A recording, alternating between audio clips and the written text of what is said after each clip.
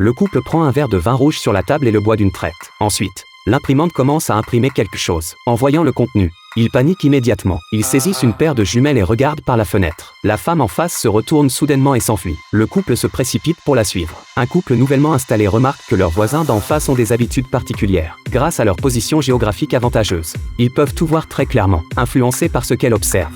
Un feu intérieur s'allume en Jenny. Après s'être préparée, elle met une nouvelle nuisette pour surprendre son petit ami. Mais lorsqu'elle entre dans la chambre, elle découvre que son petit ami s'est déjà endormi d'ennui. Le lendemain, elle raconte l'histoire des voisins à une amie. Celle-ci lui répond que certaines personnes aiment être observées. Jenny approuve cette idée, pensant que cela pourrait raviver l'intérêt de son petit ami. Dès lors, dès qu'ils ont du temps libre, ils s'installent devant la fenêtre pour regarder. Ce jour-là, Jenny, déçue par l'inactivité de son petit ami, se rend dans la cuisine avec un sentiment de vide. Son regard est de nouveau attiré par la scène en face. Elle remarque que la femme d'en face s'apprête à partir pour quelques jours. Un léger sourire apparaît sur le visage de Jenny. Puis elle regarde à nouveau l'homme en face, chaque centimètre de sa peau accélérant son pouls. Pour intensifier cette sensation, le couple achète même des jumelles. Un jour, ils voient un nouvel arrivant chez leur voisin. Il est évident que l'homme cache cela à la femme. Peu après, une scène débute en face, éveillant l'intérêt de Jenny. Après un certain temps, observer à travers des jumelles ne lui suffit plus. Lors d'une soirée, une amie dévoile un secret. Le petit ami de Jenny, Jacques, a autrefois conçu une technologie permettant de transmettre des sons grâce à la réfraction des lasers. En apprenant cela,